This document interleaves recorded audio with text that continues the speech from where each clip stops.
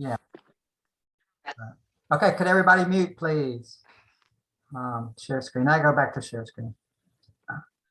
I can't. There. It's weird. Okay, Okay. everybody mute. So this was local history museum was burned with town, and they lost about 25 of her paintings. This was just a couple weeks ago. God. Her work has been exhibited at international exhibition in Paris. Both Picasso and Chagall were inspired by her inventive creations. Picasso reportedly said, "I bow down before the artistic miracle of this brilliant Ukrainian." Oh. Oh. Oh, that didn't make it bigger.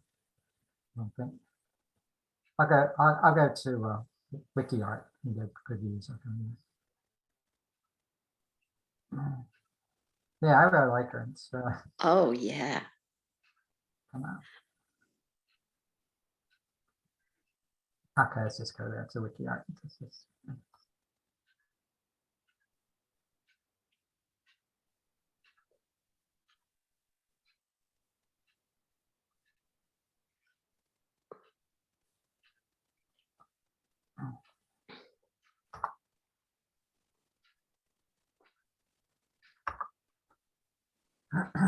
she is.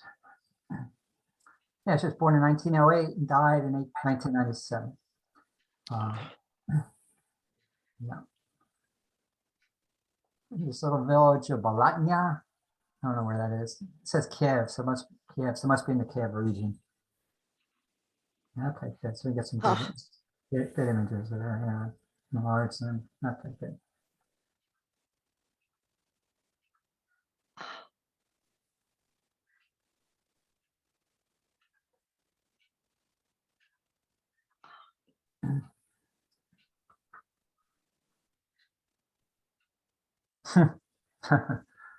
The lion in your bed.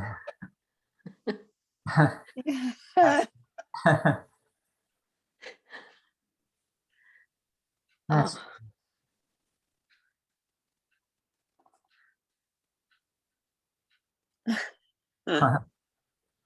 Oh.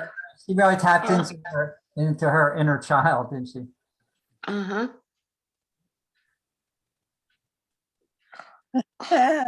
Oh. Oh, look at that. Peacock, I guess. Huh?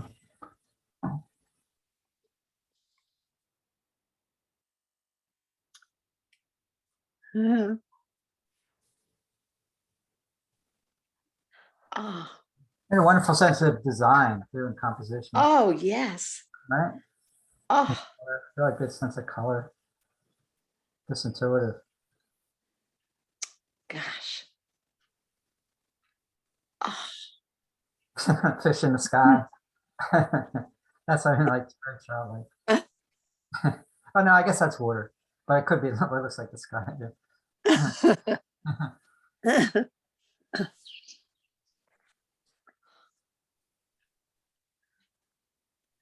Oh. Yeah, once we do these flower drawings where the vase is real small and then the flowers are larger.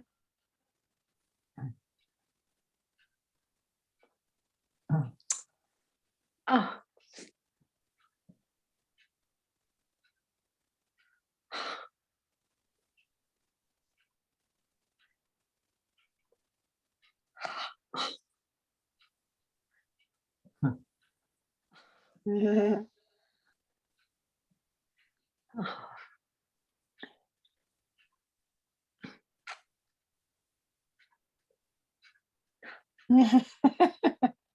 Fairy tales, like illustrations for a book on Ukrainian fairy tales or something like that. Yeah.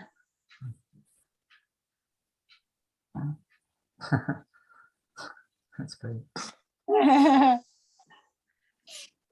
And this imaginary. Oh. Whoa. Yeah, Picasso, like, she does these bowls, Picasso like bowls. You can see why Picasso would like her. Oh, yeah. Yeah, definitely. Or Chagall too.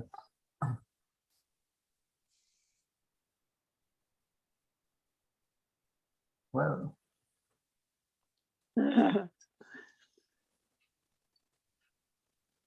Now the bowls have a Mustang. Yeah. Marchuk. Whoa.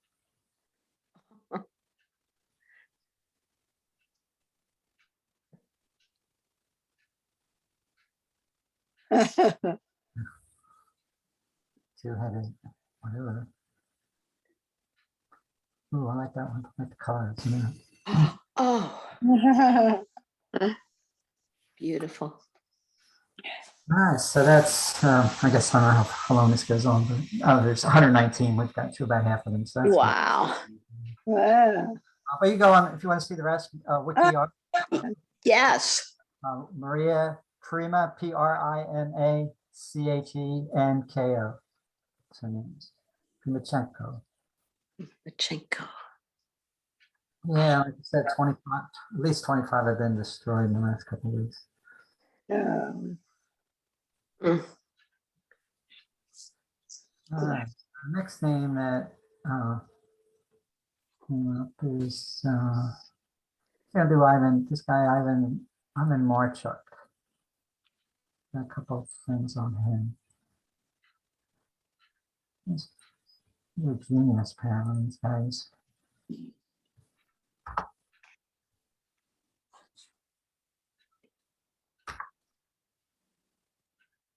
A little bit like Einstein, then. Mm. Wiki art. He was born in 1936. I think he's still alive. Wow. Okay. He was born in a family of weavers. He studied art at Lviv, where place where he was bombed. Later, he worked in Kiev in 1889. He left the USSR and lived in the United States, Canada, and Australia. He returned to Kiev. Yep.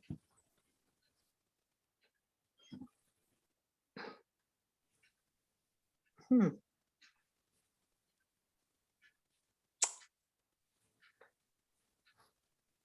Memories of of childhood, cornflowers. And he paints in all different styles. Mhm. I have my little video. I think he says in there he just doesn't want to get connected to any one style.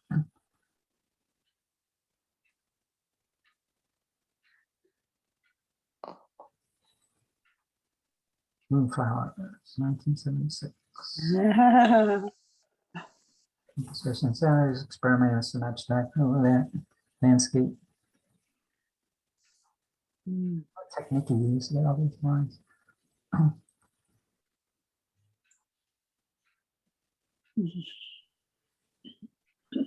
Boats overgrown with flowers. Yeah. He seems to have kind of an advanced technique to create these textures. Yeah, definitely. We'll learn more about how he does it in the video, I think.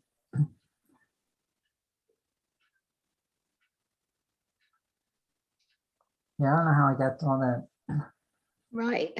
all those lines working. I don't know what, oh, he's not using a brush. I don't know what he's using.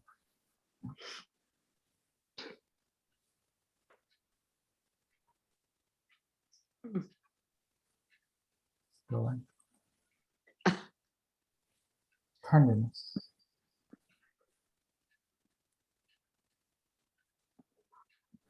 Man, a lot of work to get all this. Yeah.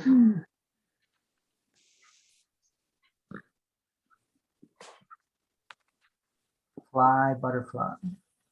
Joe, what is the medium he's using, or is it varied, or do you not know? I think it's varied. Yeah. Wow. We'll find out more on this technique.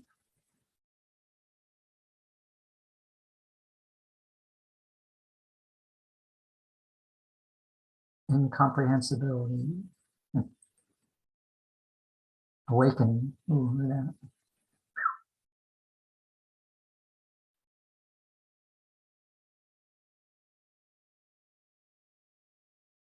on.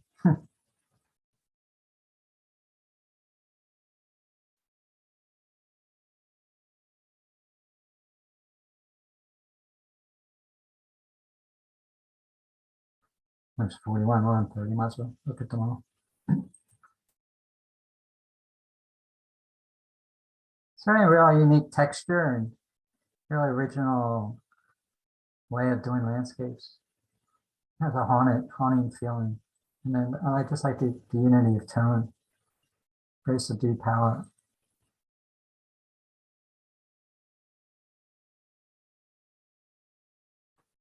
That's the river that runs through Kiev.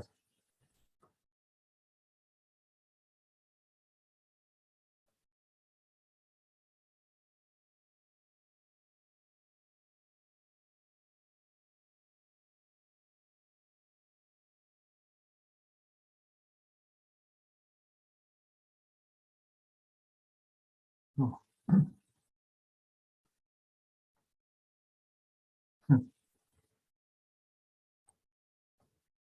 All right. There's a little. It's 15 minutes. interesting. Some of his pictures, we know they're painted, but they have this sort of photographic clarity, even so. All right. According to the British edition of the Daily Telegraph in 2007, Marchuk was included in a list of 100 geniuses of our time. In the West, his color preludes and the expression White Planet Gaze into Infinity are well known. So here's a 15-minute documentary about him called Master of Crafts. We'll find out more about him.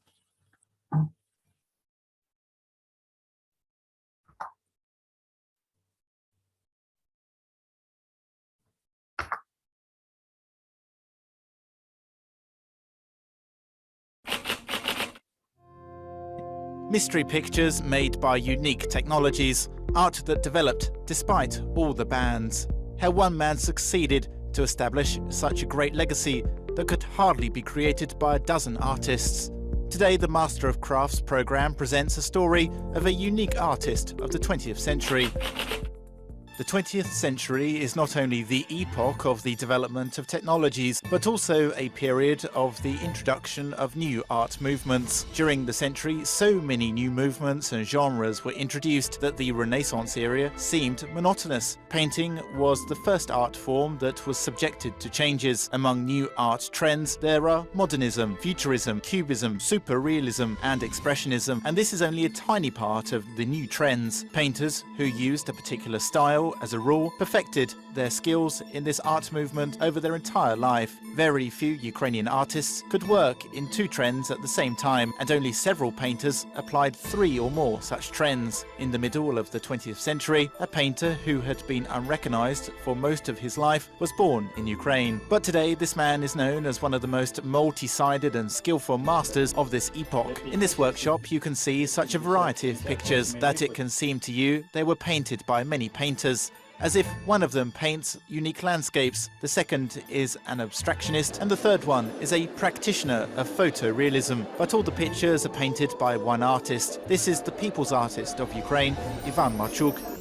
When I lived in America, I understood that Americans disliked diversity, because if a painter is involved in one style and everyone likes it, they will not approve his other engagements. They recruit this artist and conclude a contract with him. This person is to produce goods by order of the gallery.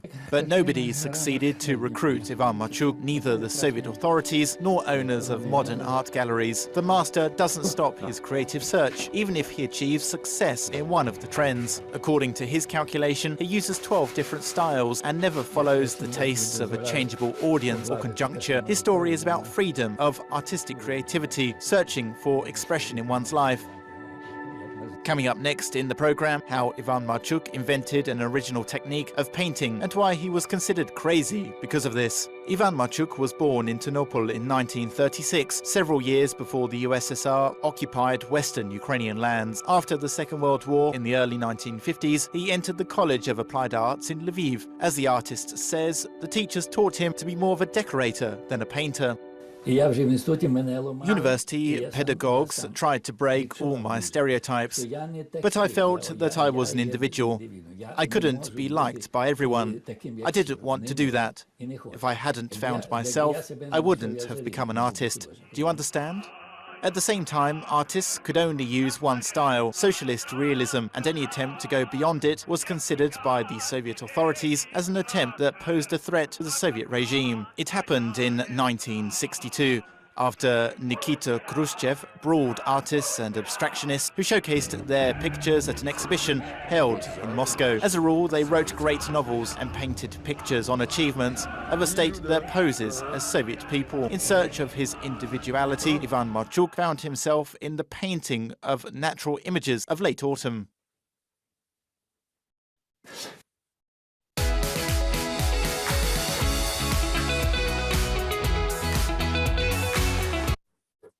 I saw how naked trees against the sky looked like. Every tree is naked. This anatomy and rhythms is fantastic. I thought that I could not follow the standards introduced for other painters, but I was impressed with graphics. I thought for long and finally invented this novel technique.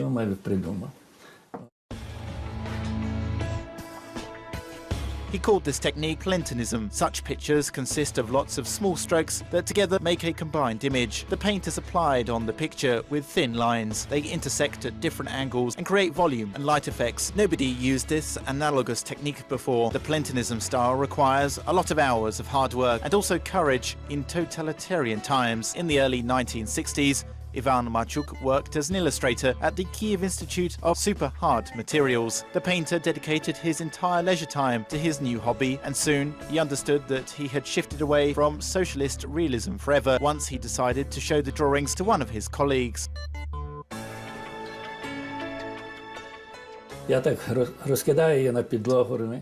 I threw my pictures down on the floor, and she saw them. She was very stricken.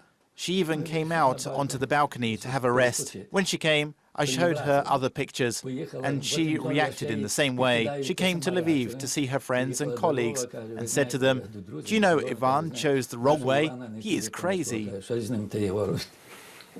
The series of paintings titled Voice of My Soul, consisting of surrealist portraits, the so-called picture proverbs, made such an impression on Ivan Machuk. The painter confirms that each of them contains lots of subtext, an untold story and an undisclosed secret. It is difficult to say what it means. What is the subtext of a picture? Eternity sings its songs. People have to get into the spirit of the picture's content. So an artist should pay considerable attention to people's feelings. They have to want to solve a riddle. It is not typical for socialist realism style. So the one who didn't meet the standards of the style quickly fell out of order. Coming up next in the program, how Ivan Marchuk was in creative isolation and at what age he succeeded to hold his first personal exhibition. Citizens of the USSR had no right to climb up the career ladder without joining the Communist Party. An artist also could not claim official recognition without joining the Union of Artists of the USSR. In the opinion of Soviet bureaucrats, even usual landscape paintings made through applying the technique of Ivan Marchuk seemed a Ukrainian nationalist threat to the Soviet power. I wasn't admitted to the Union because my paintings did not meet the established standards. I came from Lviv. I was perceived as a Ukrainian nationalist. Who comes from Lviv? Nationalists. They thought I was going to do something suspicious. They supposed I coded a message against the Soviet regime in those pictures. He started to create his unique pictures only in 1965, when he was almost 30 years old. Year after year, his artist friends were awarded state prizes, but Ivan Marchuk couldn't even show his pictures to passers-by in the street. It was one thing to paint pictures, knowing that the pieces of work will see the light, but it is another thing altogether to spend over 15 years in creative isolation, hopelessly waiting for the chance to present your works to the public. The authorities remembered my name when they wanted to instill fear into somebody. They asked, "Is Marchuk your friend? Be careful, otherwise you'll have problems." I lived in such an atmosphere for 17 years, but I just continued painting my pictures. I simply differed from other people, and my way of living differed from theirs. I disturbed nobody. I simply did my part.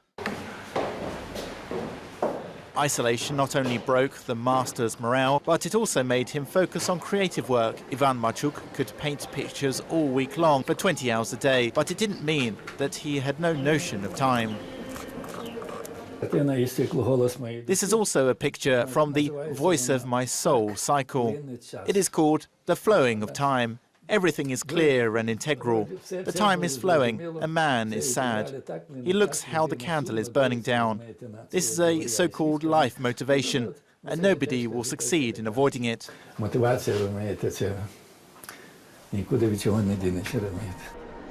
Only at the age of 44, Ivan Marchuk finally got the chance to arrange his personal exhibition. But it was held neither in Kiev nor in Lviv, but rather in Moscow. The persecution of Soviet painters was the main reason to hold an exhibition. In September 1974, an exhibition of banned avant-gardists and nonconformists was opened in the outskirts of Moscow, right in the middle of a wasteland. In a short time, the Soviet authorities sent about 100 militiamen, irrigating machines and bulldozers there. Visitors of the exhibition and artists were arrested. The authorities failed to take into consideration the fact that foreign journalists were present at the exhibition. It resulted in a huge scandal in the world press, so the repressive machine eased its pressure. Several days later, one of the fans of Ivan Machuk decided to help the Ukrainian artist organize an exhibition of his pictures. She said to me, "Vanya, I will organize an exhibition for you in Moscow." I said, "What's up with you? An exhibition for me? For an artist whose works have been banned for nearly 15 years? She answered, "I've succeeded in doing more impossible things." I gave her 100 works and they caused a furore in Moscow. Coming up next in the program, how the painter broke free and why he couldn't work abroad. Having gained recognition of the public for the first time in 1979, Ivan Marchuk felt a creative surge and created a new series of pictures titled Shevchenkiana. But his works were not recognized for many years until Perestroika. All the more, the master ventured to show Shevchenko's poetry in illustrated form. But the illustrations like I had made, nobody had done before. I painted pictures. The people who saw them recognized familiar episodes of the works of the Ukrainian poet. I had to paint about 100 pictures, but I made only 42 because the Union of Artists hindered me. Officials came here and destroyed everything. They criticized me and discouraged me from painting illustrations. In the 1980s, the painters succeeded to arrange several exhibitions. One of them was held at a hospital. Right after the Berlin Wall fell, Ivan Marchuk applied for a trip to Australia. From there, he moved to the US and saw a world that completely differed from the Soviet one. In the US, he finally got the opportunity to show his pictures. The master was able to display his works at the galleries. His New York period became the so-called missing youth for Ivan Marchuk. This is the period when artists got new impressions and inspiration to create pictures. Over 11 years, he visited thousands of exhibitions by other painters. In his leisure time, he painted pictures and invented new painting techniques.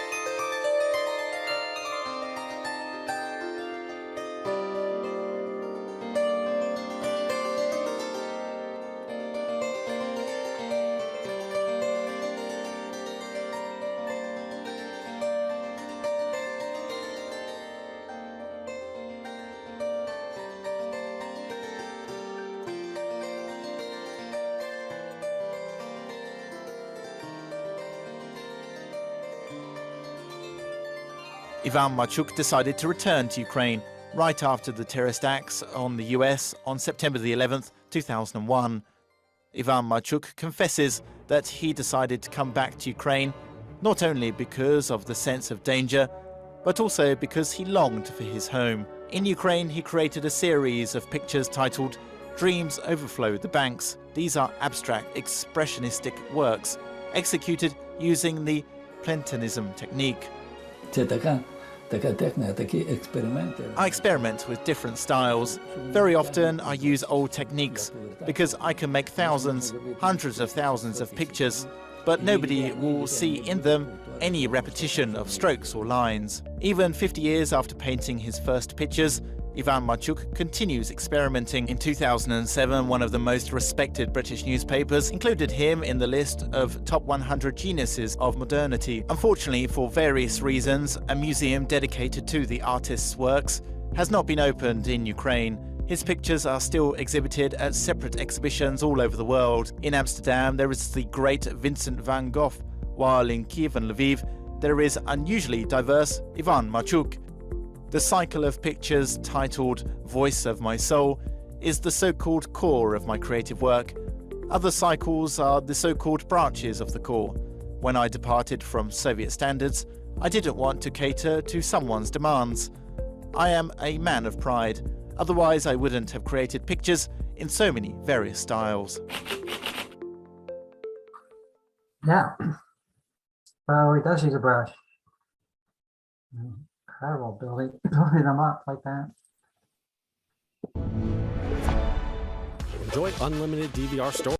They use the word Platonism as a technique. That was wonderful. Platonism. I think that's what they're saying. Platonism, no. No.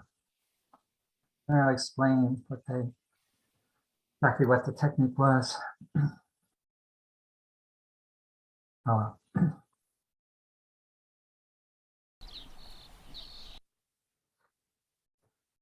Yeah, so let's see here, Kasimir Malevich.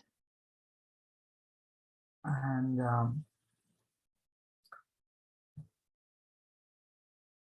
he's on WikiArts. Something his style's called suprematism. I think he's more abstract.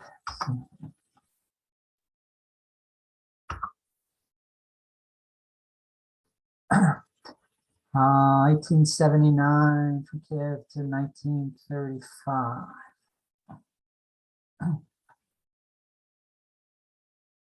He was a Russian avant-garde artist and art theorist. Abstract art. His concept of supremism sought to develop a form of expression that moved as far as possible from the world of natural forms and subject matter in order to assess the supremacy of pure feeling and spirituality. And you experiment with different styles. Let's see what they mean by suprematism.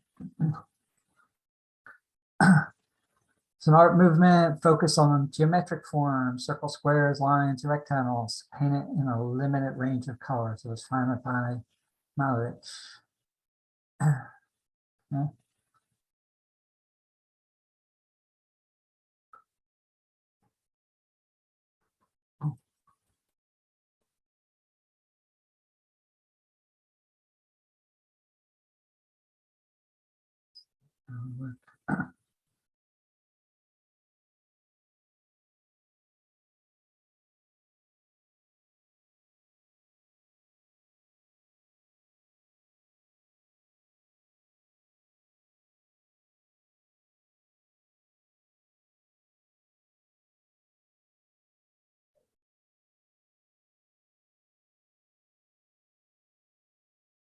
Let's see if I can get this 300 and something. I'm going to get towards the end of his career more.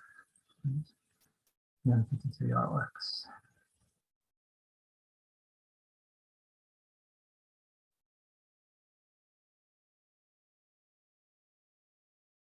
No. That's the list.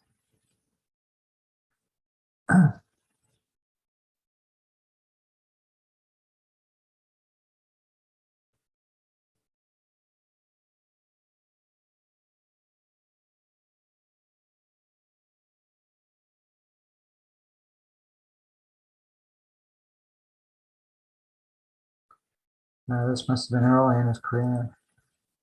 Ooh.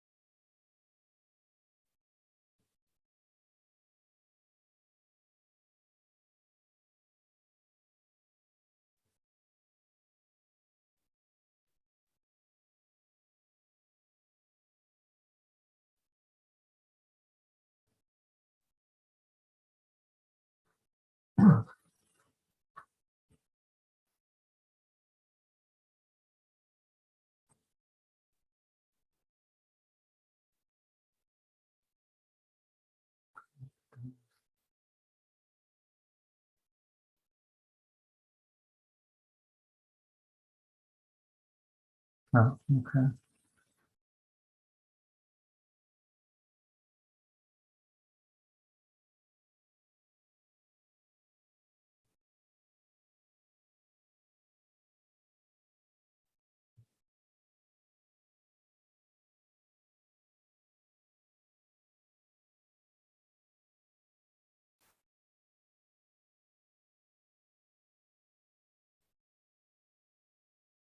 He's in his Cubist phase there.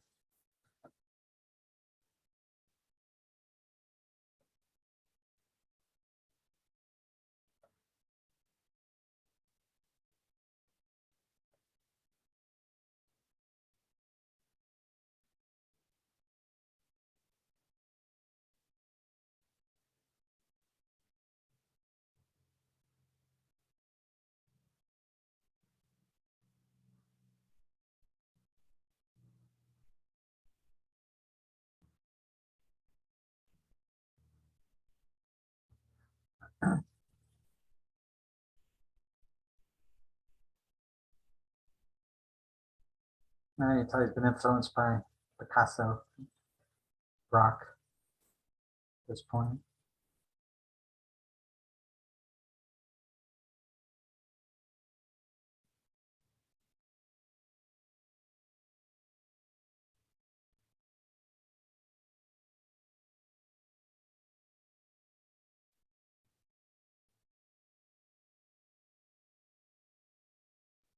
I don't think he has, so far, I don't think he has the originality of the other two. I mean, he's been influenced by Cubism and other people, but anyway, his piece has a certain amount of notoriety among the modern Ukrainian artists of the 20th century.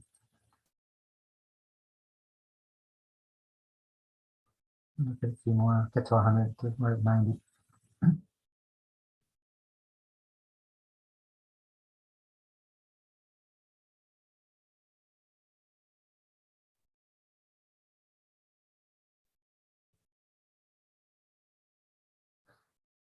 Let's see.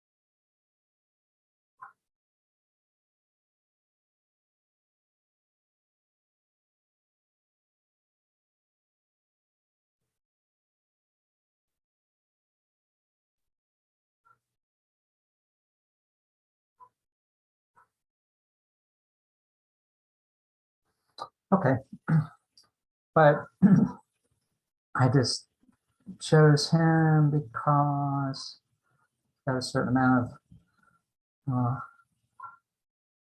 fame, and the Ukrainian. Here's a woman who does tapestries. Ola Pryimachenko.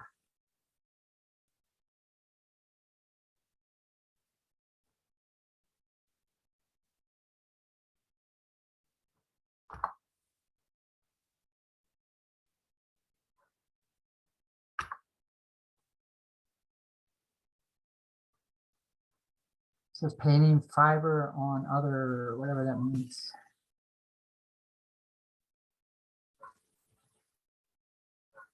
So she's contemporary.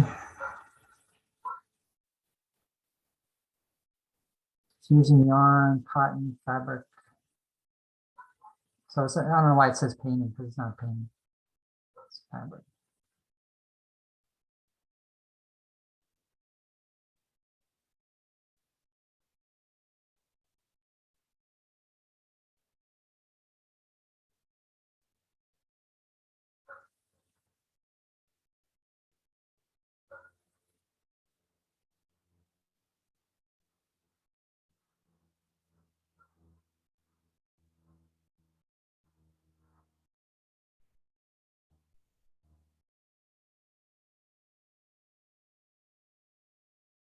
May have been influenced by the first artist, Maria. See some of her influence there, possibly. 1, 5.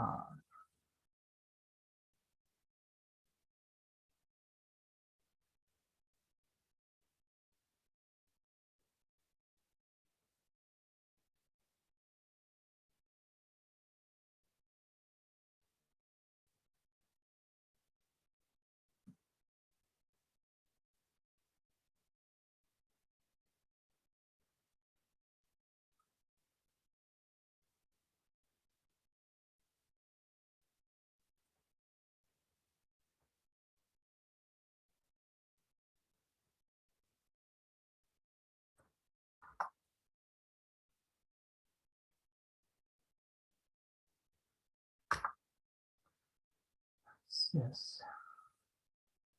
Oh.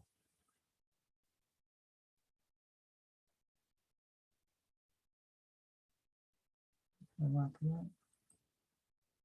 Petro Bezra. No.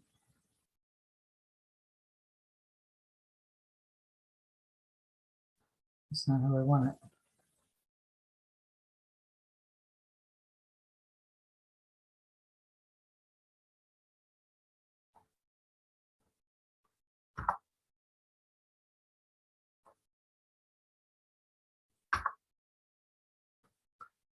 Huh. Let's see. Oh, yeah. Petro Bezra.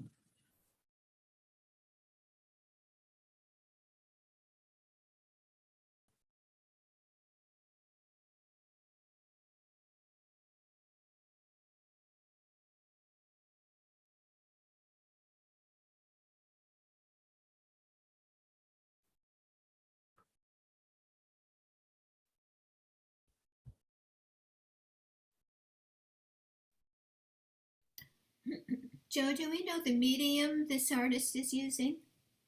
Well, it's either acrylic or oils. Not sure. It's oil on canvas. He's working oil. Yeah.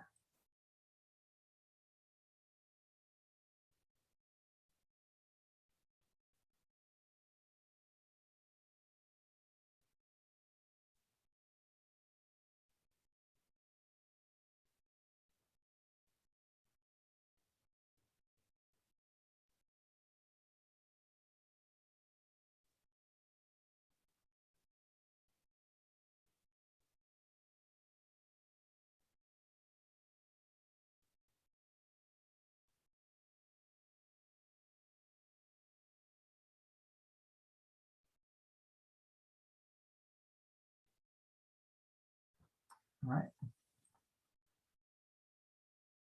I got these names from the site with 10 contemporary Ukrainian artists you should know. So I just looked them up.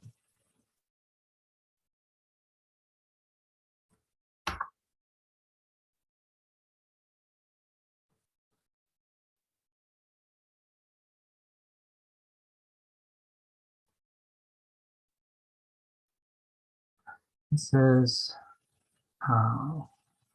his name is Anatoly Krivolap.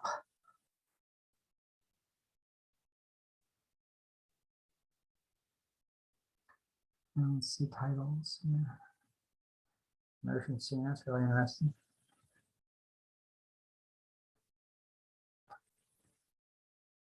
And I think these are oils too.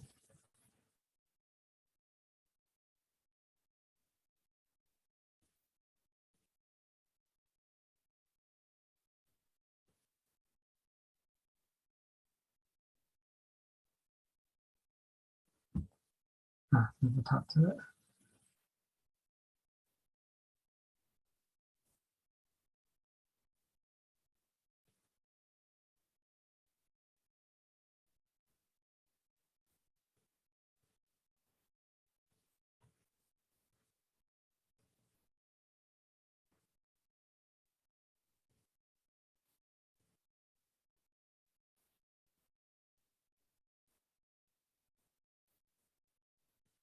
That reminds me.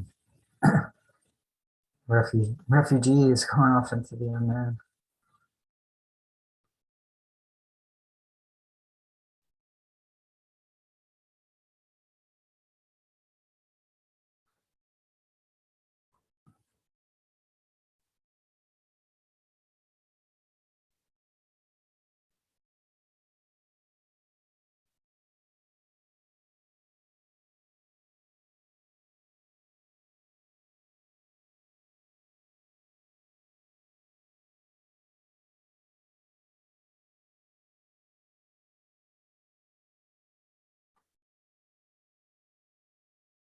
All right.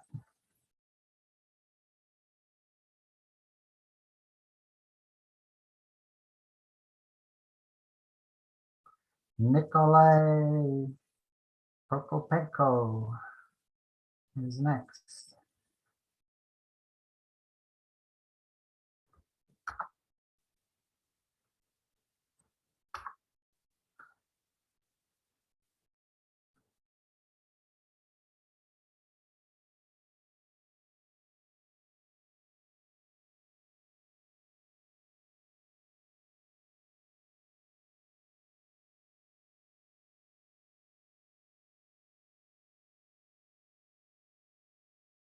Girls and cactus.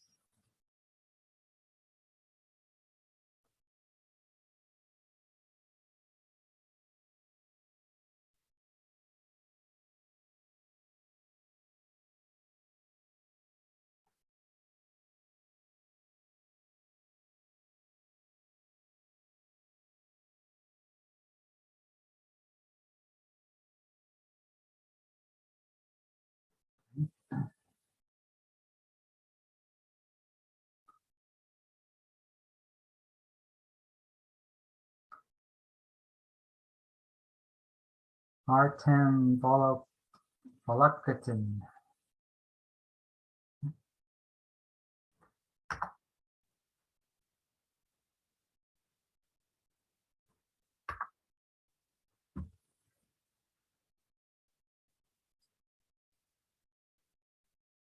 That's who it is.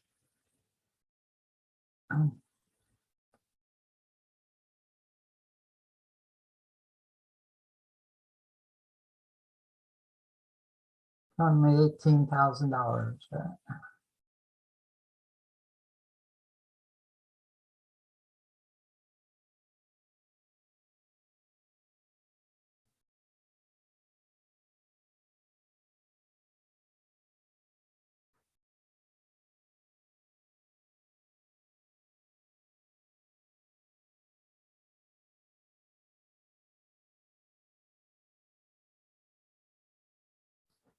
All right, that's all I have. I underestimated how much I had for the, what can we do for the, any comments before we have to come up with something else here for the rest of the hour? That shouldn't be too hard to do. Any comments at all?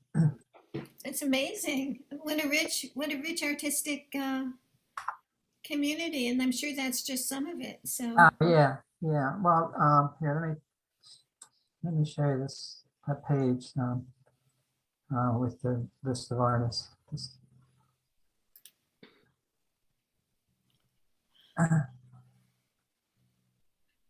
Well, Kiev was, hopefully will be again, a thriving artistic community, musically, every which way.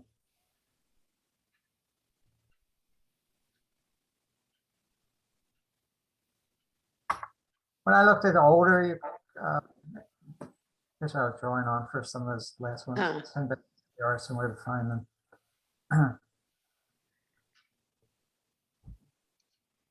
I didn't check them all. Well, I checked them all. I just picked the ones I thought were more interesting. So as a list of them. There was one that you skipped that it said it was a sculptor also. Do you remember that one?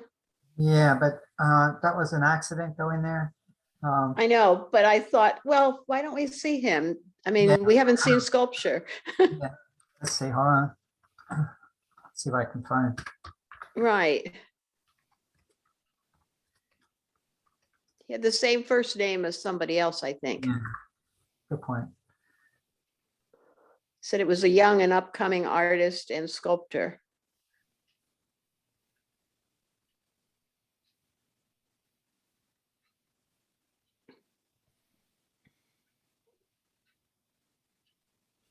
You know, it's strange to be looking at these and seeing that they're Kiev gallery and to know that it may not be there anymore. I know. Yeah. Yeah. It wasn't Petro. Wait. Nope. Yeah, that I think I'll click on that one again. That I think I know how that came up. I'm just looking at these. Here's a list.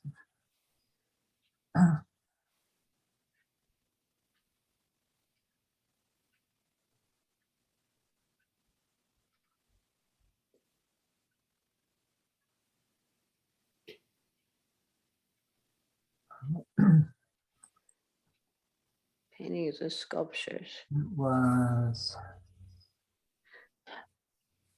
Let's see. It was this one that the sculpture popped up.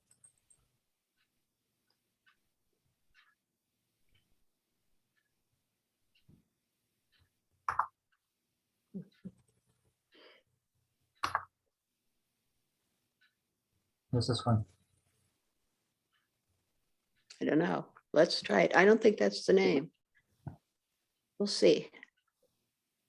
Yeah, that's the other one I remember. Yeah. Okay. Yeah. And I didn't stay with it. But Right. let's just see what we got here. So stainless steel. That's the name. Yeah. Yeah. Let's see what he does.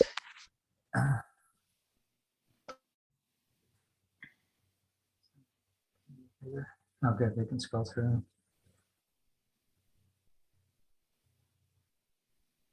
Just on close-ups. One piece. Yeah. Okay.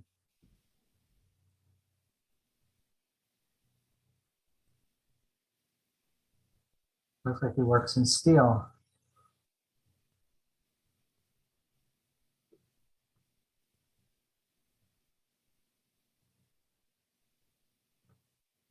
When I looked at older painters, like from the 19th century, going back, I couldn't find any that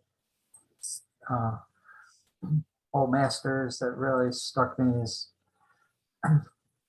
being great or really original. So I just focused on contemporary artists. Like I was looking for a Ukrainian Michelangelo or whatever, like he's going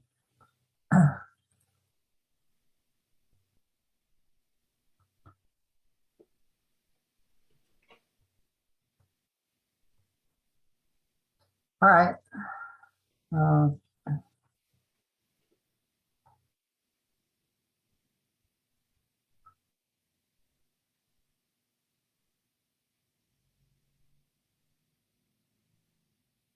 So, yeah, like I've never done this. I thought I usually have 2 hours worth. I don't know why I overestimated. So let's see. I'm going to show Brian. Hold on a second.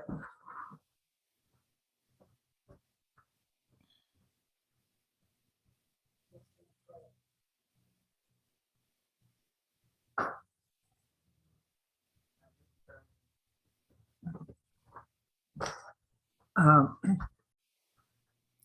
want to show a couple of Brian Ruttenberg studio visits. They're really good. You know what else is kind of interesting? It's not like the, two-dimensional arts, but you see this at the bottom of the screen. See these women, with those beautiful blouses and all that beautiful embroidery work. Yeah. It's like it was in the music video you showed last week. That's right. Yeah. Those children with those wonderful blouses.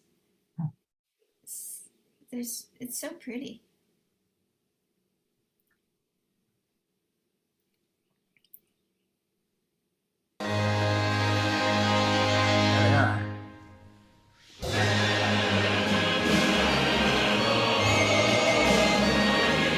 It's only a minute. I saw.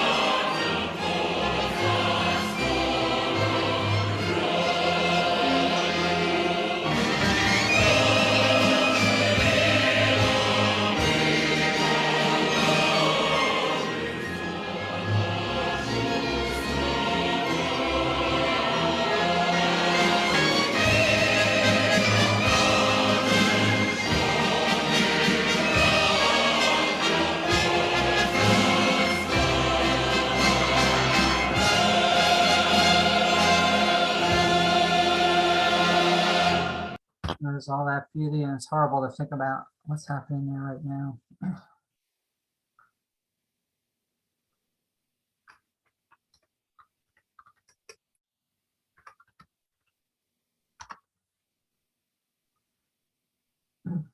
Brian Ruttenberg is a Myrtle Beach painter. Well, he grew up in Myrtle Beach area, but he's based in New York, and he's very successful. He did these series of studio visits. They're like 20 minutes long.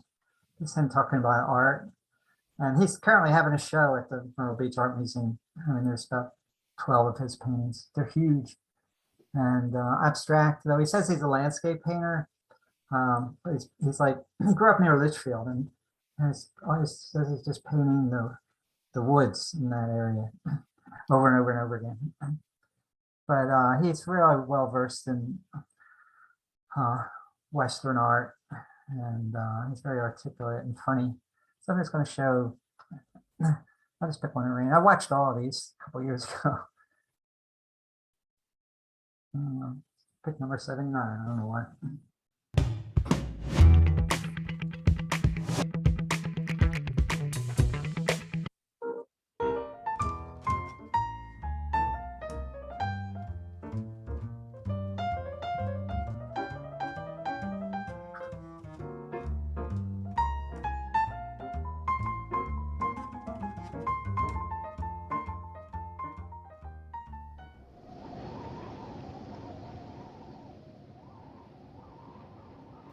Here's a joke credited to Eddie Gorodetsky. Guy goes down to the beach and finds a bottle. He rubs it, and out pops a genie. I'll grant you 2 wishes. The guy says, I thought it's supposed to be 3 wishes. Genie says, look down your pants. The guy opens up his pants. Wow. Genie says, I've been doing this a while. I've been doing this a while too. This is me at about 13 years old, a couple of years after I started drawing and making watercolor paintings of the marshes and clam beds south of Myrtle Beach, South Carolina, where I'm from. I was awkward, smiled a lot, and could pick up AM radio in my teeth. My nickname was Sea Monkey. Nothing has changed. I never intended to be an artist. I never intended to make art. I still can't stand that word. If your goal is to make art, it will probably end up looking like someone else's. Anything self-conscious usually sucks. Make things, not art.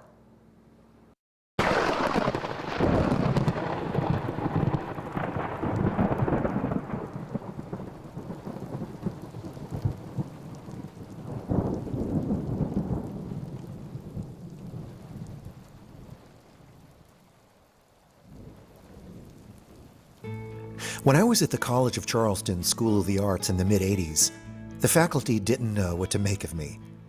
I was like a tornado, wide at the top, sucking in everything around, and funneling downwards to a focused, destructive point.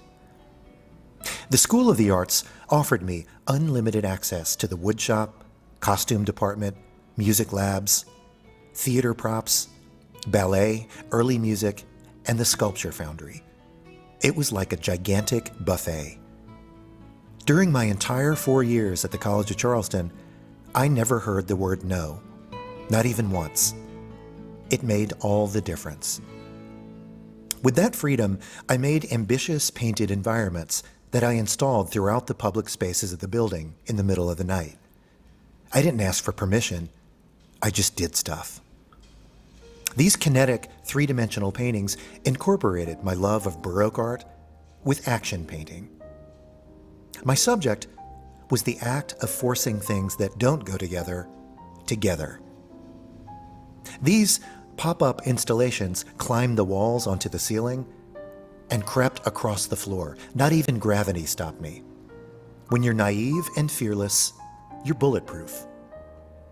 People couldn't get from the doors to the elevators without navigating through my painted environments. The entire building was my working space. There were some complaints that I was too aggressive, but no action was taken. The dean and the faculty had my back. For my senior thesis, my professors led a group of advanced students around the fourth floor studios for group critiques. Part of my success today comes from never having read any reviews of my work or anything else with my name in it. My dilemma was this: how could I be present in a group crit without being present? My solution was to build a massive 5-sided painting assembled into a box that I could hide inside, unbeknownst to my professors and peers. To take my experiment to its logical and pretentious conclusion, I decided to strip naked and be totally vulnerable inside the box. Thanks, Allen Ginsberg. Art is a form of containment. But it's important to remember that a container not only keeps stuff inside, it protects stuff from the outside. Protect yourself. Protect your time for work. Be your own best friend. Pierre Mondrian wrote about the discord that arises from the fact that, as human beings, we are neither part of nature nor are we able to exist without it. Art ameliorates this tension by allowing us to do things that we can't do in real life. In a Shakespeare play, an actor applying fake blood and collapsing on stage isn't glorifying death, but celebrating life, because he, she, or they aren't really injured. Art cheats nature. A little note on my studio door read, "I'm not here, please discuss." So the faculty led an entire critique of my work, and I heard every word, good and bad, from within the protective insulation of my painting. They all thought I was absent, but I was inches away from them the entire time. Here's some advice, though. If you ever decide to hide naked inside of one of your paintings, keep your clothing with you. I didn't account for people to linger, and I looked like a dirt ball crawling out of the painting, hunting around for my pants. No matter, I still made my 3 points. Thought kills action. Experience is more important than achievement. And everyone should do one foolish thing every day. There is no upside to a fear of failure. If you're afraid of being embarrassed, then you should not work in the arts. The playwright Anton Chekhov wrote, "If you see a gun in a play, it has to be fired by the end." Everything I do now was already apparent and set way back then. I paint because I made a promise to that 10-year-old that lives inside of me to protect him, the one they call Sea Monkey.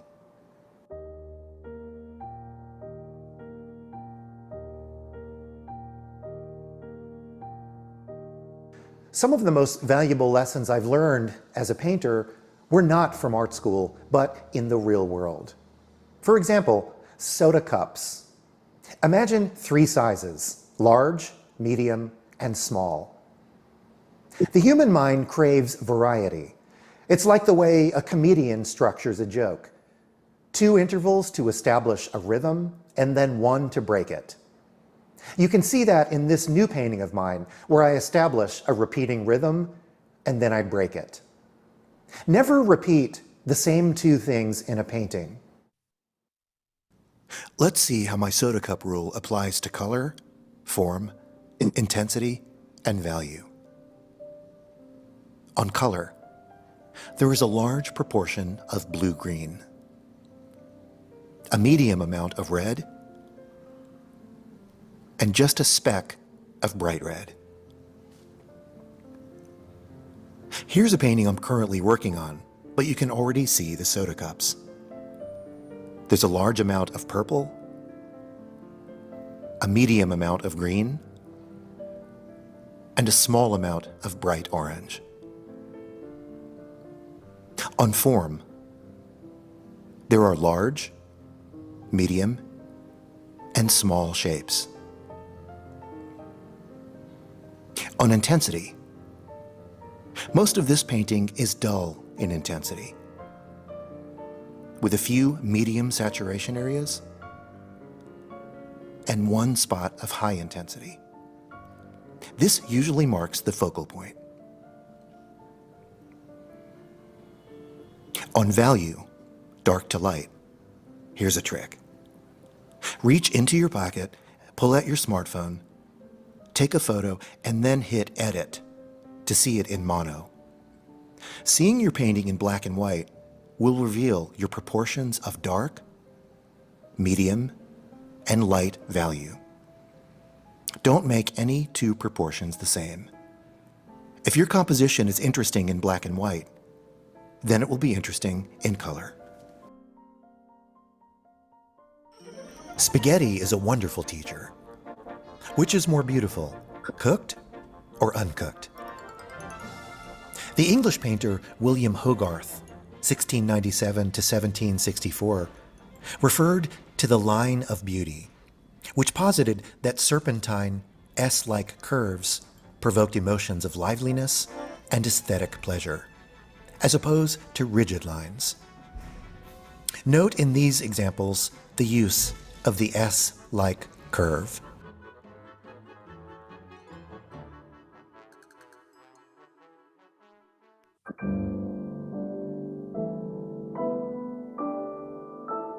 To paraphrase the philosopher George Santayana, beauty is the cooperation of pleasures, truth the cooperation of perceptions. Aesthetic pleasure is part of daily life. Who wants to set an ugly dinner table for their guests? Who arranges pillows on a bed to look gross? When you take a selfie, do you really want to look like Shrek? Or do you adjust the angle and the lighting to not look like Shrek? If it looks good, it is good. But don't overthink. If your goal is to create beauty, you'll probably end up with attractiveness. Likewise, if you reject beauty, you're still screwed, just as a door is still a barrier, no matter on which side you stand. I replaced trying to create beauty with pride and craftsmanship a long time ago. Learn your materials. Make a lot of work and destroy all of it. Give up on amateur words like inspiration and originality. They are unreliable. There is nothing new under the sun, I assure you. The only thing you can rely on is a work schedule. Ideas start with action, and the most important action that an artist can commit is to show up. Day after day, year after year, decade after decade, show up in your studio, regardless of the results. Creative is not something you are, it's something you do.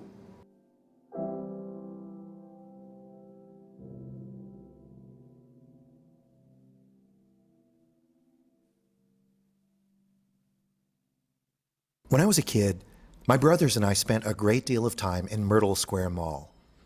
Two things there made a big impact on me. One was a local magician named Ron Conley, who performed and sold magic tricks on a blue velvet table under the massive clock that festooned the center of the mall.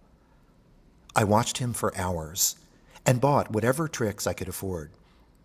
Sometimes he'd wink and show me the secrets so I could go home and make the props myself. He's still working today. Second was a booth that made dipped candles. You know the kind, where you dip a blank form into various pots of colored wax and then carve into the warm skin to reveal prismatic curls. I remember the smell of paraffin and the heat bubbling up in cups of gooey color. I spent blissful hours eating caramel apples, watching a magician and a candle maker. My goal for life was to open my own candle and magic shop in the mall. I'd call it Wicks and Tricks by Brian. I love when a business features the owner's name, like Tomato Pie by Gino or Flowers by Louise. However, South Carolina law clearly stipulates that you have to get through puberty to get a lease. So I kept painting at home on our back porch. Myrtle Beach in the late 70s offered no exposure to the fine arts. The first artist I ever met was me.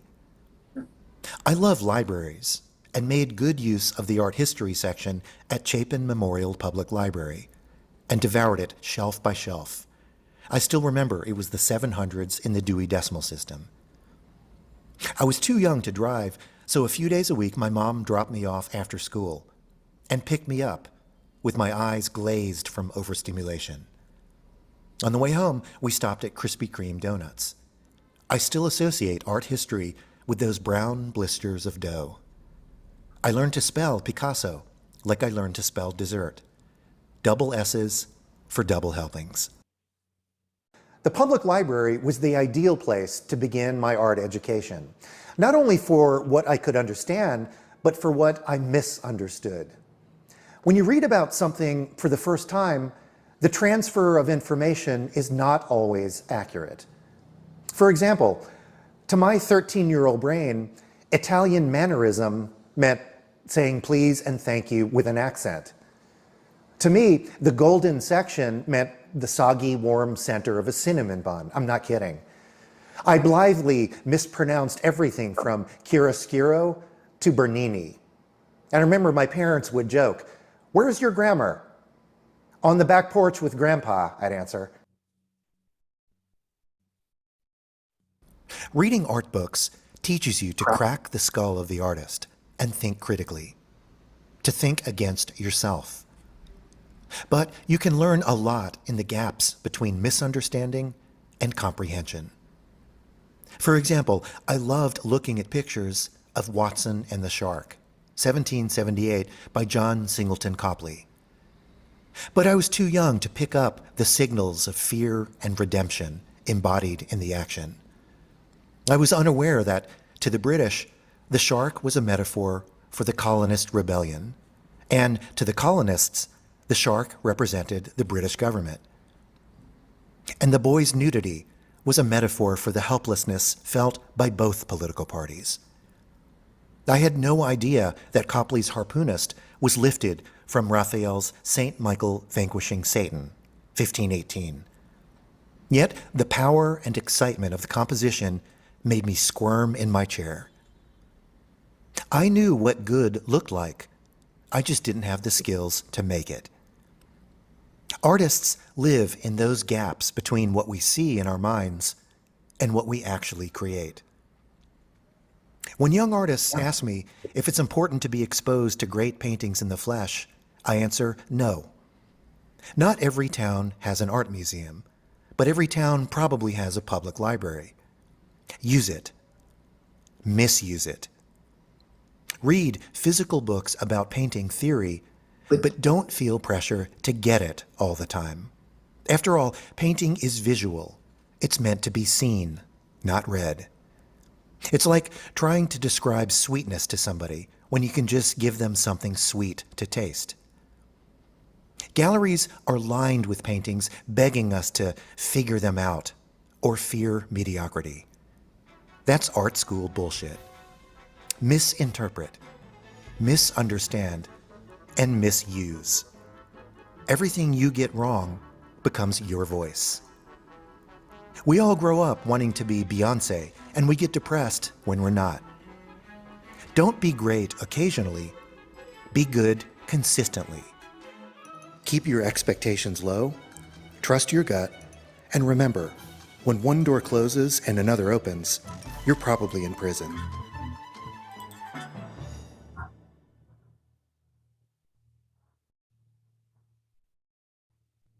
I believe that art is difficult to explain because it's unnatural. Water is natural. Combine hydrogen and oxygen and you get water. It's easy to explain. The same goes for gummy bears or tractors. You can explain them. Art is a socially constructed concept created by a culture. Money is also a socially created concept, but it has clear boundaries. Art has hairy boundaries. This is both a feature and a bug. When my teachers would say, "Bry, art is whatever you want it to be," I was bummed for days. That's how you speak to a child. I craved rules. Creativity comes from boundaries, not freedom. Duct taping a banana to the wall isn't brave. It's a spectacle aimed at the crowd, not the individual. However, making a pencil drawing on paper with lines that come alive is brave because you're inventing within limitations. Creativity is the magnification of limitations. What's your intention and how will it be executed? Purpose is more powerful than inspiration. Inspiration is an outside stimulation to feel or do something. Purpose is a white-hot fire within yourself. Pushing paint around without purpose is zombie painting. What is your work about exactly? I'll bet you a cold beer that you've known the answer since the first grade. As the novelist Philip Roth advised, don't invent, just remember. Use your telling voice, because eventually you'll utter who you really are. Every utterance starts with action. Describe your action in a single phrase of 5 words or less. My action is embarrassingly simple. Standing here while looking there. My subject is the landscape, but my content is a function of how near or far something appears from your face. Albert Einstein said, if you can't explain it simply, you don't understand it well enough. Art evokes without representing. Coherence is not the same as resolution. Philosopher Nelson Goodman writes that when an object functions as a work of art, it provokes emotions that it does not literally possess. Goodman uses the example of a stock graph, which conveys the same information as a set of numbers. Yet, when drawn as a graph, the zigzags suddenly awaken another part of our awareness through shapes and patterns. We make ships in bottles, you and me. A work of art has no practical purpose. It doesn't heat homes or purify water. Yet, like a ship in a bottle, a work of art is the most like itself, open-ended and eternally in the present tense. I was in the Museum of Modern Art the other day with one of my best friends, the sculptor John Raimondi, and I came across this small kinetic object by Alexander Calder called Untitled 1934. It's just painted wood, wire, sheet metal, and a tiny motor, the same junk you'd find in any garage. My eyes welled up with fat tears. I was flooded with images of my son and daughter scattering seeds, then tapping them with their toes on the grass-skinned lawns where we went, and cannot go again.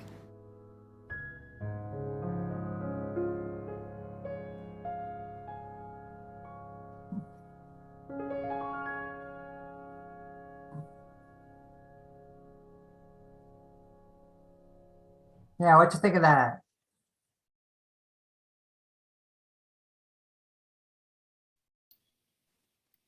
Right there. He's very intelligent, isn't he? Or very well read. The way he could put things together. Yeah. What do you think of his paintings? I liked them.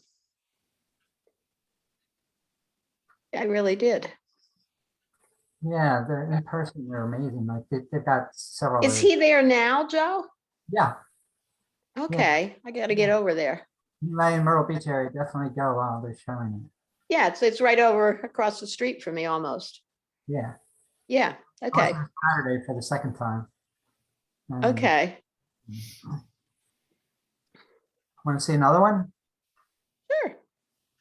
We'll show one more before we end. I'm just picking them randomly. Studio visit. Okay, someone else pick a number. We got just send me. Someone else pick a number. I don't care who or what. 27. Which one? 27. 27? Uh-huh. 7. All right. But somebody else, let somebody else. I'm the only one talking. Let somebody else talk it. 44. 44. All right. Okay, there we go. Visit 44. Let me pop it in here. There it is. 13 minutes. Let me let you in a little secret. It doesn't take talent to be a great artist. It simply requires. Despite all of the incredible technology we live in, I take great solace in how low-tech my job really is. I spend all day in here mixing liquid fat with crushed rock and then applying it to a flat surface with a stick covered with bristles at the end of the stick, trying to render space and light where there can't possibly be. Painting has never been more valid than it is right now, yet there are no algorithms, no data storage. When someone tells me to clear my cookies, I eat a sleeve of Oreos. I am not a Luddite. I understand and appreciate technology, but I also recognize how special our job really is. I am not an artist. I am not a painter. I'm not even a landscape painter. I am a Southern landscape painter who lives and works in New York City. That is my superpower under the sun. How specific can you make your job description? Last week, a couple of friends and I went to the Museum of Modern Art to see the Matisse cutouts, an exquisitely curated show. And you really see the working process up close. And what most people would consider mistakes and flaws, torn edges, drips of glue, are actually very carefully orchestrated and deliberate markings of a master. And it got me thinking about the interface between what it is I do here in my studio versus what I release out into the public for consumption. I want very much the mechanics of the way the painting came into being to be available to the viewer when they look at it. Thick paint with fingerprints and coagulated pigment and drips and scrapes, all of the parts of play that go on in my studio are all right there, right in front of the viewer, but under my strict control. Nothing gets out of here that is not very deliberately intended. And it's the reason that I hate restaurants with open kitchens. When I go to a restaurant, I want to sit down in a very carefully orchestrated experience and have a very intended, deliberate meal prepared for me and talk to the people that I'm with. I don't want to see the kitchen. I don't want to see pots of boiling potatoes and people running around. I've worked in kitchens. I want the front room experience, not the back room view. And that's very much why I pattern these videos after cooking shows. I love cooking shows. These videos are meant to be kind of a peek behind the curtain into the kitchen, into the process of play, all of the things that happen along the way, all of the missteps and the mistakes. And then what is released, what constitutes my exhibitions, is a very deliberate and carefully orchestrated front dining room experience. They are not allowed into the kitchen.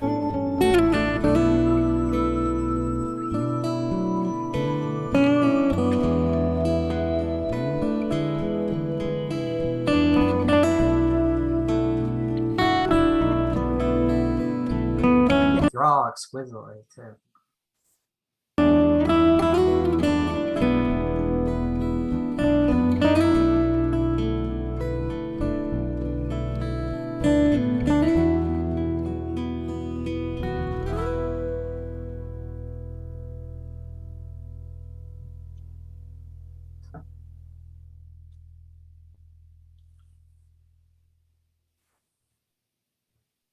Imagine a brand new deck of cards opened up and then dumped out onto a flat table. That's the way that I use color. I stack color like cards, all askew, layered on top of one another, just like cards on a table. What I'm doing is not painting abstract paintings, but representational paintings that are highly and fully dilated. Colors are brighter, more intense, lines are exaggerated, darks are darker. I work to both discover a place and craft it at the same time. Simultaneity is such a rich source of content, and that's what fascinates me about painting. Painting is the exaggeration of simultaneous events. On the left, notice this blue pole that traverses the entire span of the picture, off the top and off the bottom, establishing a firm foreground space. With that foreground space established, you can then proceed into the illusion of distant space. And that very much is the driver of my content, how far or how close up things appear from the eye of the viewer. This is beautifully done in Giovanni Bellini's St. Francis in the Desert. The content in large part is driven by the proximity of the forms to the viewer. And my favorite way to experience the landscape has always been laying on my stomach with my chin right in the dirt. It's a great way to get a bug's eye view, to get the smell of the earth in your nostrils, and to get that exaggerated foreground, which I really rely on. I laid down on my stomach in the Great Lawn in Central Park last summer, and a police officer made me leave. When I stack one form on top of another, I also have to consider what the space behind that form looks like. What does the air back there look like? Even though you can't see it, one of the jobs of a painter is to worry about the stuff that no one cares about. And the result, in the end, hopefully, is a very carefully crafted view that works from any angle, because the artist has already been in every possible nook and cranny before the painting even appears in front of the viewer. Jane Peterson does this beautifully. Her space is tilted and bent and massaged into a perfect whole that works from every vantage point, both conceptually, where you project yourself into the picture, and physically, where you actually stand in the room. Peter Bloom does this beautifully as well. And what I love about Peter Bloom is you often see an artist with something desperate to say, but they have lousy technique.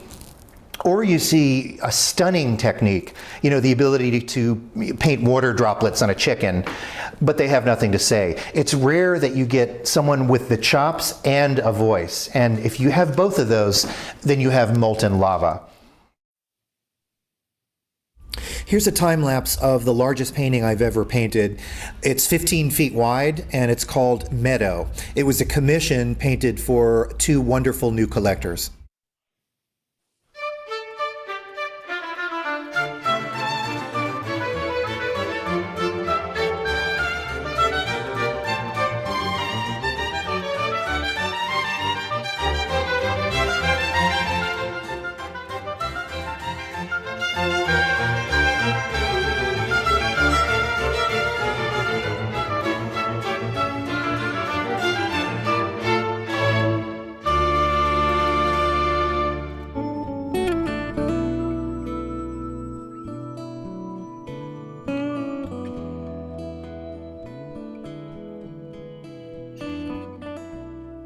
Charles Bukowski, when asked to give advice to young writers, would often say, "Quit right now, you suck."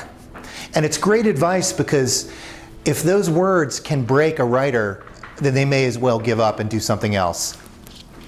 Whenever I hear a painter whine about there being nothing to paint, I tell them, just quit, just do something else. If you can fog a mirror, then you have subject matter. I tell painters two things: everything has already been painted, and no one cares. Those are perhaps the three most comforting words a painter can hear. No one cares. And when you know that in your heart, you can taste freedom.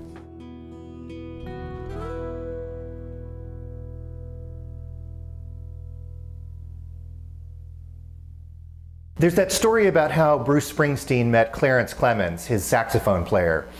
The story goes that in the early days, Springsteen and his band were having a lot of difficulty getting gigs, and they finally landed one in a bar only because they knew the owner. They played multiple sets to not very much success, and then left at 4 in the morning, dejected and exhausted, out into the cold Jersey night, into the rain and the wind, to walk down the boardwalk to go home and go to sleep. And as they walked, they noticed in the distance a lone figure walking slowly toward them, walking as if there was no rain and there was no wind. And that was Clarence Clemens. I think one of the things missing in art education is the importance of creating a constituency for pessimism. All is not okay all the time. I find that I do my best work in periods of uncertainty and doubt. The one thing you can be certain of is failure in a painting. Every painting fails before it gets better.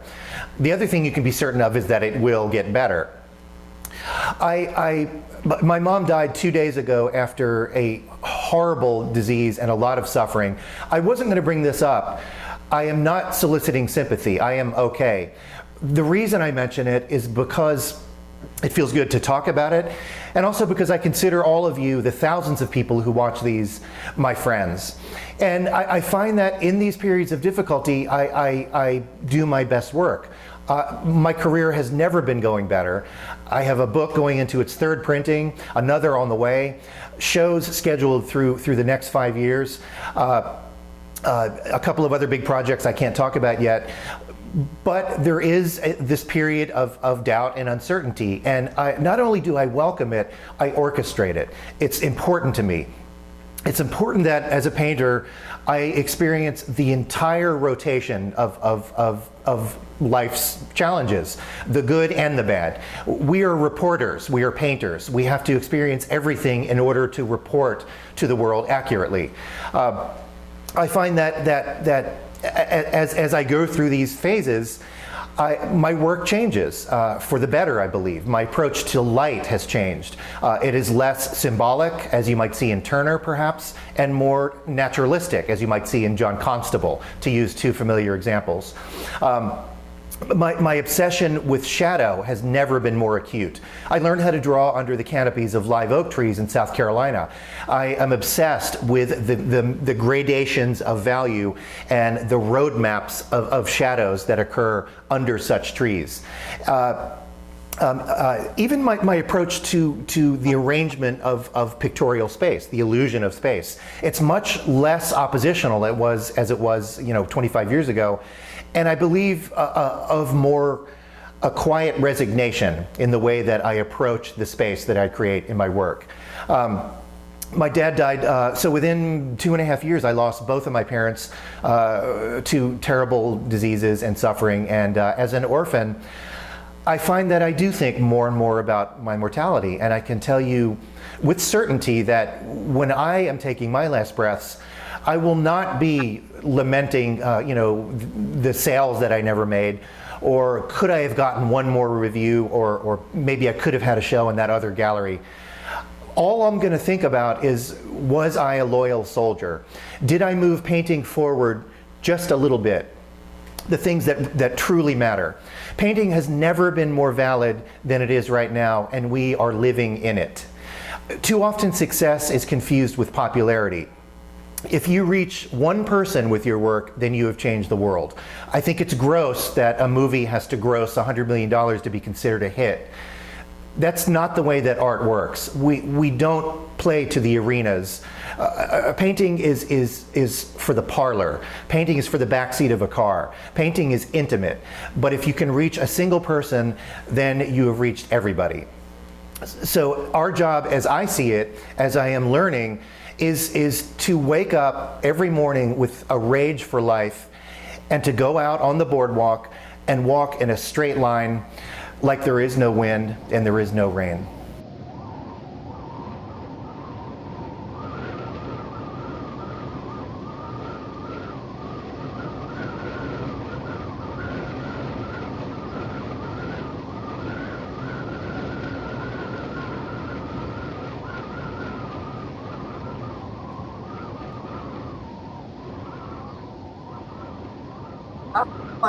Rose 44. Why did you pick that one? What time we got?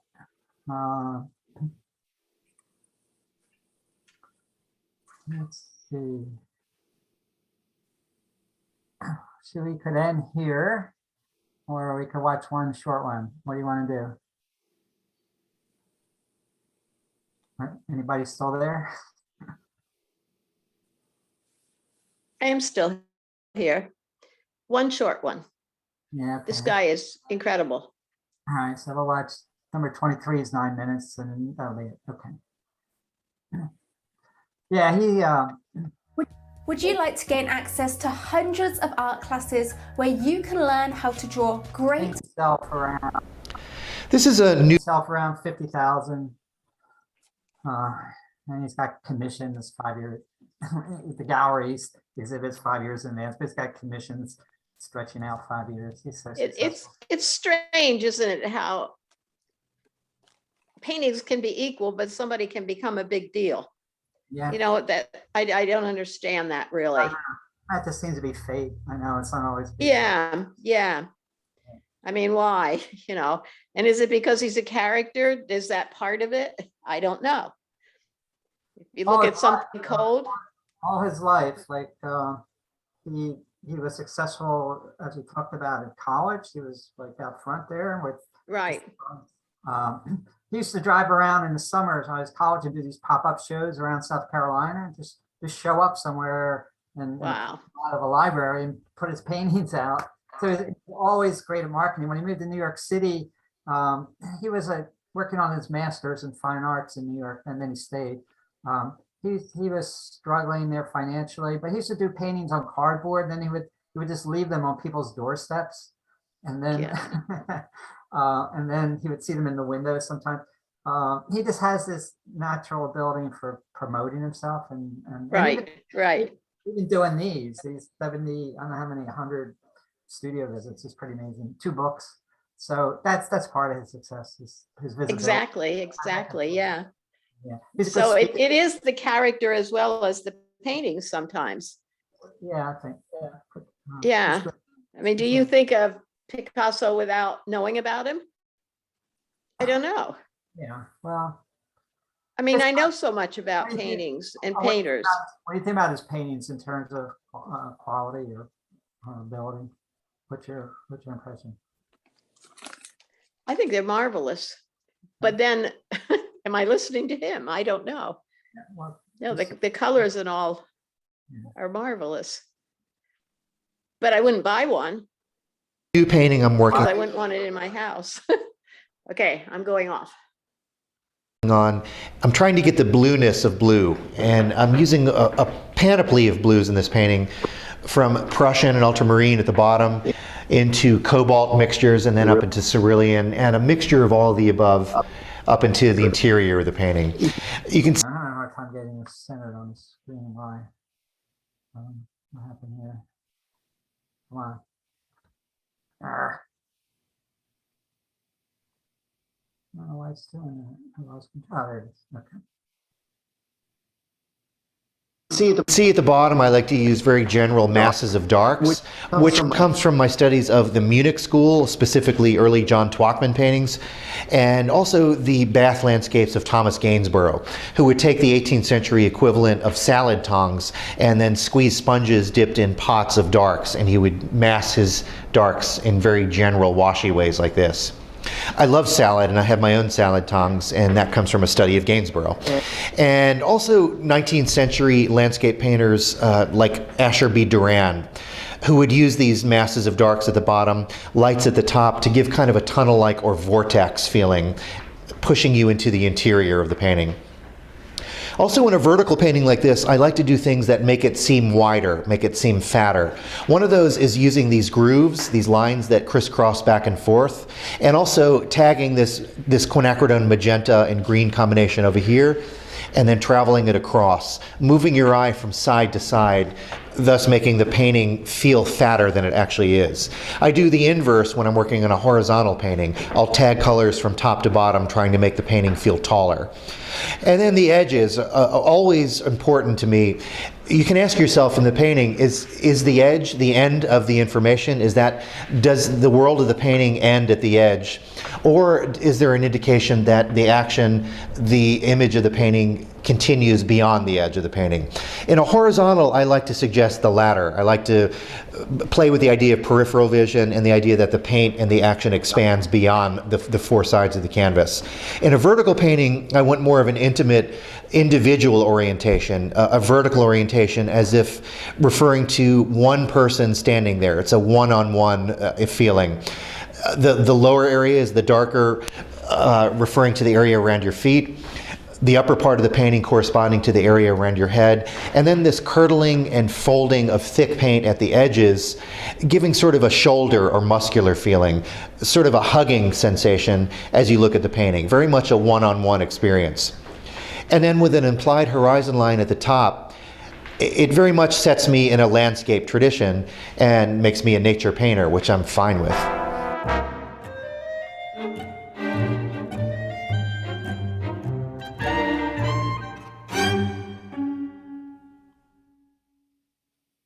All artists understand the importance of routines in our creative lives. I think it's important to eliminate or to minimize, if possible, any mundane or day-to-day decisions that interfere with our ability to work or think about our work. I have drawers full of black t-shirts and gray, a couple of dozen pairs of blue jeans, a couple of pairs of black shoes and belts, and that's my uniform. That's what I wear every single day. There are no decisions in that regard for me every morning. Monday is my favorite day of the week because it's back to work, back to the studio. I usually go to the gym for about 25 minutes, then I go to the local diner and I sit in the same spot and I have exactly the same breakfast. Oatmeal with pancake syrup drizzled on it and decaf. They know as soon as I walk in exactly what I want, they bring it, and no decisions are made for me. Then I get in the subway, about 15-minute ride downtown. I get here about 9:30, and I spend about the first hour doing paperwork and correspondence, during which time I look up and assess the work I did the previous day, and also cogitate the possibilities of what I might do that day. I'm out of here by 5:30. I don't work on weekends. I'm a family man. In the old days, I would pull 10 to 16-hour workdays, 7 days a week. But a lot of that was spent passing out from paint fumes and ordering Chinese food with friends and listening to music, and just a colossal waste of time. I find that with restrictions now, I'm much more productive and much more concentrated. I don't believe in luck. I don't think there's any such thing as luck in painting. I think that you work as much as you possibly can, as regular as you possibly can, which puts you in the position to have things happen, to have mistakes and unexpected surprises. And when those things happen and you decide to leave them in the painting, that's not luck, that's practice. I don't believe in inspiration. There's that great Chuck Close quote, "Inspiration is for amateurs, the rest of us just show up and work." I come in here, I close the door, and I work, and work, and work, and work. I have to be completely alone. I don't use assistants. When I do need help, like washing the walls or straightening up and rearranging, I hire people, but I don't have to be here for that. When I work, I have to be completely alone. And I think it's important to work as much as you possibly can, because that puts you at the ready for the moments when lightning strikes, which is not often, but when it does happen, your muscles are moving, the paint is creamy, the brushes are moving, you're ready. And when I'm stuck and when the paintings suck and nothing is working, which happens all the time, I don't sit back and try to get inspired. There's no such thing for me. I'm inspired by work. So I keep painting. I paint and paint because that's what I do. I'm a painter. I think it's imperative to trust your gut, trust your instincts. Painting is not about analysis and logic. Painting is about doing and then thinking. There are not many areas in life where you can apply that. Certainly you don't want to walk in front of a bus with that frame of mind. But in painting, it's about creating problems, not about solving problems. And the way that I get better, the way that I grow as a painter, is by making mistakes. And mistakes are part of, they're the sister to work, regular work. As much as you possibly can, make as much work as you can, and always, always trust your gut.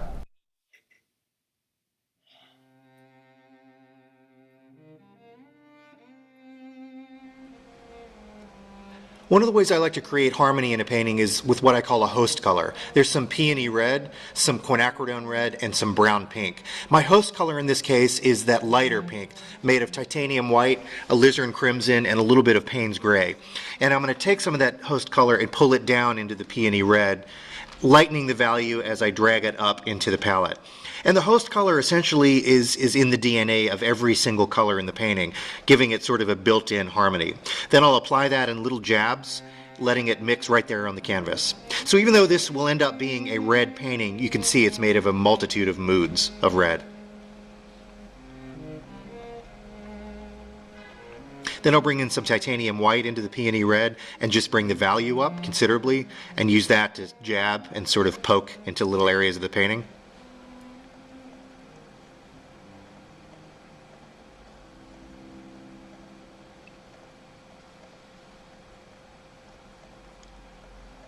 Then, like cerulean blue, I'll bring that into my host color, affecting that nicely, bringing it into the color family. And also permanent green in this case. Bring that down into the host color.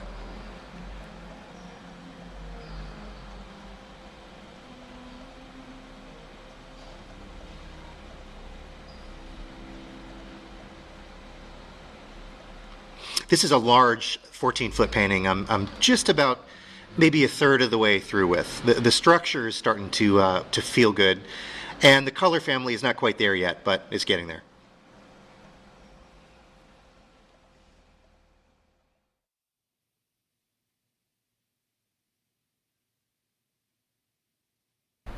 One of the most important lessons I've learned as a painter is to never assume that anyone has any interest in what I have to say or my work, which immediately creates freedom. So my next job as a painter is to seduce you, to make you care, to make you interested. And there's a certain amount of seduction in many things, in the arts, but also in politics and science. There's that attempt to seduce you into seeing the world in a different way, just for a few minutes. So by beginning with the assumption that no one cares, I immediately create freedom. And the reason I study art history is because that gives me a sense of permission. Freedom can make you very, very powerful as a painter, but when you pair freedom with permission, you're bulletproof.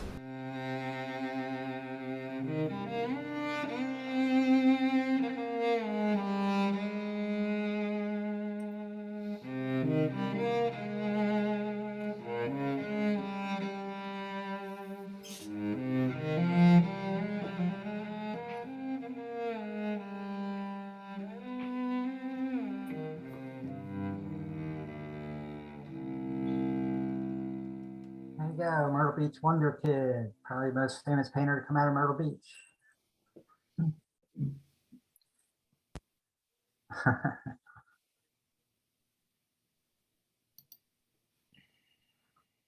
All right, so that was spontaneous. I didn't know I was going to show his videos. It's called the Ukrainian. good. Your manager left to find themselves, leaving you lost. You need to hire. I need Indeed. Indeed. Sorry.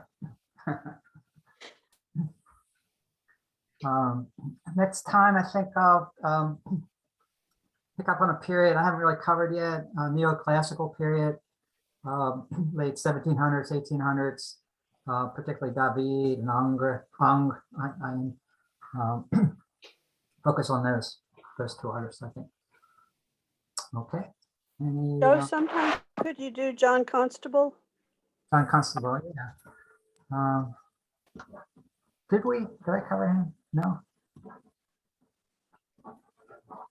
I think we touched on Turner, but not John Constable. Constable. Yeah, all right. Sure.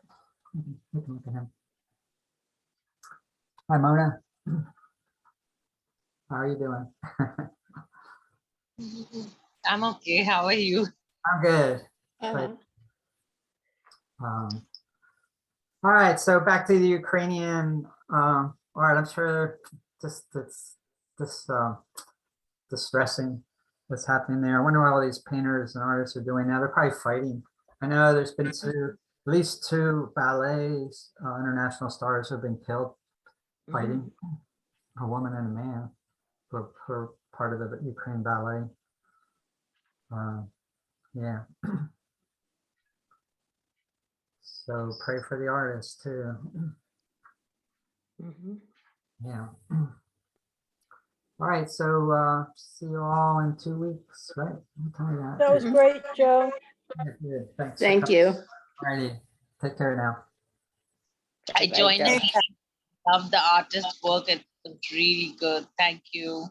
You're welcome. Yeah. Hey, Baba. Goodbye.